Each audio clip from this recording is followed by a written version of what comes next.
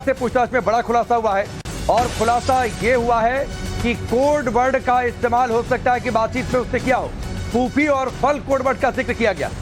या सूत्रों की माने तो कोडवर्ड फूफी का मतलब आईएसआई का एजेंट होता है, कोडवर्ड फल का मतलब रुपए हैं। ये वो तमाम बातें हैं जो कोडवर्ड के लिहाज से बातचीत की गई है और ये तमाम बातें जांच में सामने आई हैं।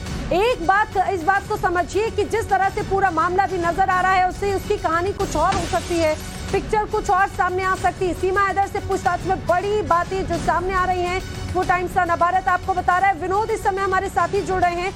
विनोद, जरा बताइए कि किस तरह की लोकेशंस के बारे में, क्या कोडवर्ड के बारे में जानकारी पूछताछ में अभी तक सामने आई है?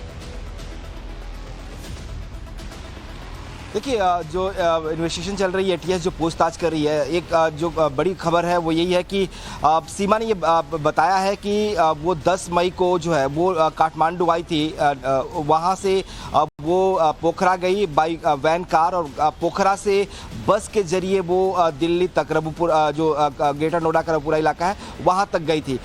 एजेंसीज ने जो रूट ट्रैक किया है उसमें पता चला कि सीतामढ़ी के जरिए जो है वो सीमा की एंट्री हिंदुस्तान में, नेपाल से हिंदुस्तान में जो बॉर्डर है सीतामढ़ी का बिहार का, उस बॉर्डर से उसकी एंट्री हुई है। तो अब वेरीफाई किया जा रहा है। जो स्टेटमेंट सीमा ने दिया था उसने कहा था कि मई महीने में जो है वो 10 मई को यहाँ पर आई थी। इसके पहले मार्च महीने में भी वो नेपाल आई, काठमांडू के एक न्यू विनायक होटल है काठमांडू में, न्यू बस पार्क के पास, वहाँ पर वो रुकी थी और 7 दिनों तक रुकी थी वहाँ पर। तो वहाँ भी एटीएस की टीम जो है वो पहुँची हुई है ताकि इसको वेरीफाई किया जा सके कि जो इन्फॉर्मेशन वो शेयर कर रही है, जो जानकारी वो दे रही है वो कितना सच है। इधर खबर ये भी है कि सीमा ने कई बार सारे कोड वर्ड्स का इस्तेमाल किया है।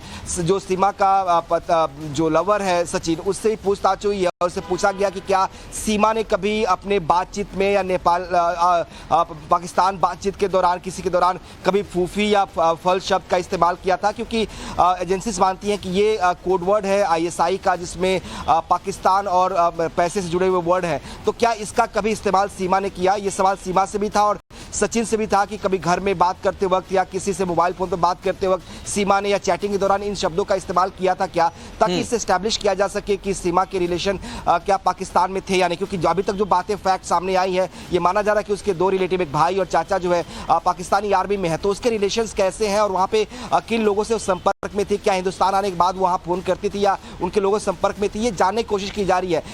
जो